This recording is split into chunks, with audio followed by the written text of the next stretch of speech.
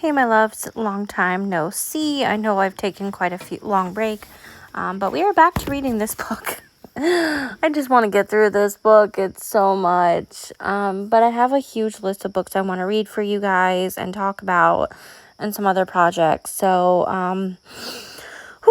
let's get through this. We are still in chapter 3, Fear the Great Paralyzer. This is what to do. How do you get from secrecy to advocacy for your own true self? The first step is to acknowledge the pain which creates the fear and secrecy. Pain is always the source of fear, just as fear is the source of most of our feelings. This is true even if it is pain unremembered, fear unacknowledged, because it has been there all their lives. Many adoptees do not believe there is any pain. Oh my goodness. Okay, I'm not going to speak for a lot of it. We call them the foggy adoptees, right? Now, there are adoptees who do not understand that adoption stems from trauma, right? Maternal separation and adoption trauma, they aren't necessarily the exact same thing, but are almost equal, right, in terms of one comes from the other.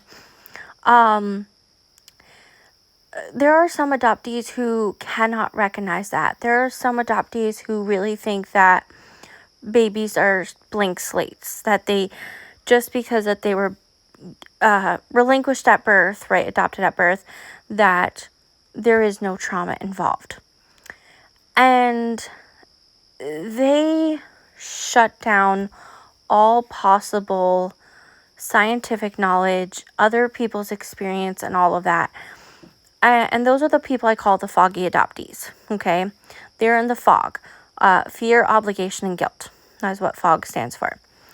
Then we have the adoptees who can kind of acknowledge these things are true, but don't feel like they are traumatized or that they have pain. And I want to say that is an entire different group of adoptees, and that is okay, right? Because they are valid in saying, hey, I don't feel like I'm traumatized. I had a good experience. I'm just going to sit this one out. It's typically those that are in the first category who are very much in our comment sections about, oh no, like this isn't true for all adoptees. I never say all. I never say, unless, well, okay, let me rephrase that. I say all adoptions stem from trauma, right? I don't say how much trauma. I don't say what the trauma response is. I don't say how long the trauma lasts or that it can't be healed, right? Because that is a very nuanced part of it. But when I talk about adoption, I talk about it typically from both a scientific and or a legality point of view. Now, as you guys have been listening to me, I throw in my own personal experience. Sometimes, I'll talk about things that happen online or, other people's kind of glance over their own, stories. But it's important to listen to a multitude of adoptees and not just mine, right? I am just one person. I am just one experience. My experience is nuanced to me, right? I'm lucky, I'm very privileged that even though I have adoption trauma, maternal separation, I can also recognize that I had a lot of privilege with how my adoption went, right? And I want to keep that in mind. But there was a time that even I didn't think about those things, and I was in the fog too, even though, I could kind of recognize some things. I was that person that was like recommended adoption, that, spoke about it on the good terms, and now I'm like, oh no, like it's so much deeper than this, like things I didn't recognize. And that's okay. It's okay to be like, hey, I was wrong. Hey, I didn't recognize this. Hey, I'm going to therapy for things, and it's okay. Like, it's okay to change your mind. It's okay to be wrong. It's okay to learn and grow and have empathy. It's okay. All right, continuing on. Many adoptees with whom I have spoken believe that everyone feels anxiety most of the time. They have had a hard time pinpointing a time that they did not feel anxious, so they see anxiety as normal. Yet it is not normal on a regular basis. Anxiety should be circumstantial, not habitual.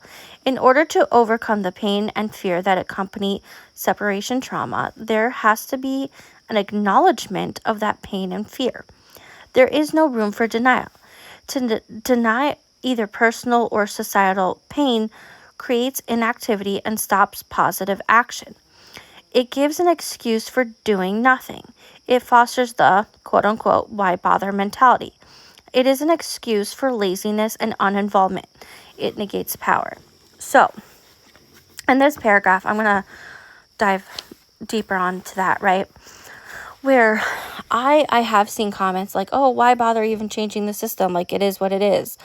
Like, oh, you guys just talking online is not going to do anything. When in fact, I was just talking to my therapist this morning about it. I have seen such an amazing change.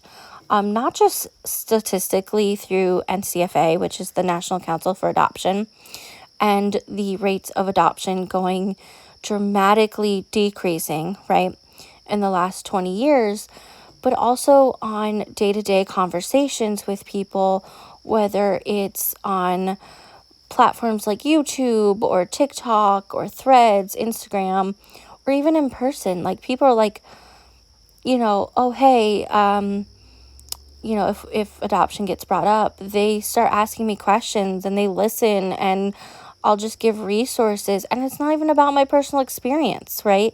It's like, hey, there's a group of adoptees that are talking about this. Go check them out. Go listen to them. I am just one voice, right? But it's our combined voices that are making a huge difference.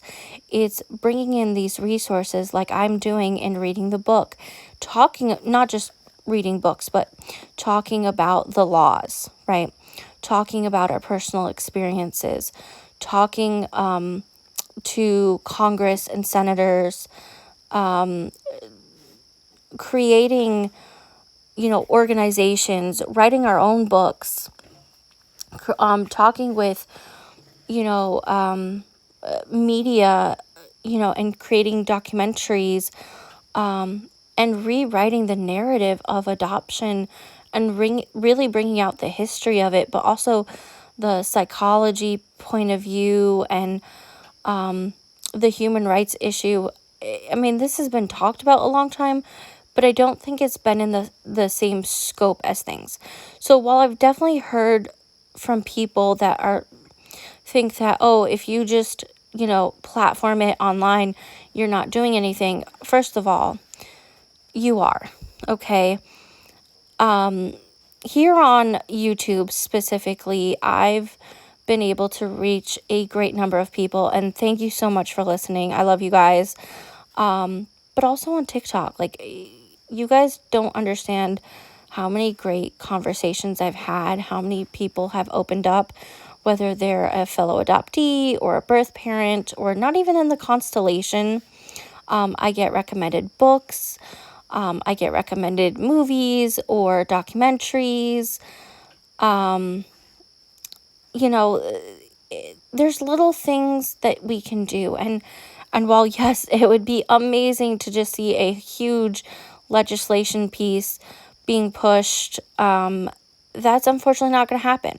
However, there have been movements where people are, like I said, talking to their senators, talking to Congress, making differences, having the conversations about certain pieces, and bringing in the resources that we talk about. And that's what I love to see.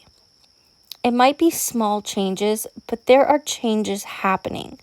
So while you may need a break, because this is very, very heavy topic, and very personal to a lot of us, take your break and then come back at it. I've been doing this for over 5 years now. And while, yes, there are times where I definitely need a break. There are times where I feel like I can push through. We can do better things. And there are a lot of pieces in Congress and Senate that I want to talk about, whether it's past or present, and talk about what is happening. Talk about the changes. So I will eventually get into that. I want to get a steady flow with this book first, in not only reading it but uploading it, and have like a good handle on it before I get into that. It probably won't be till end of September, October, where I can really mass work on that. Maybe a little bit earlier, but I'm really trying to get a handle on a bunch of things at this moment. I know it's August, so just keep that in mind. I'm trying to reorganize myself, but if I see anything that's immediate, I will absolutely be pushing it out. Again, you guys can always see my TikToks. They are shorter. They're a little bit more, I don't want to say peaceful, but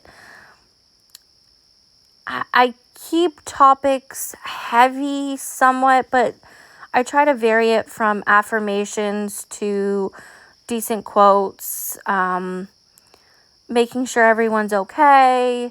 I try to really keep with the music and stuff like that. I don't try to generally react to comments or other people's TikToks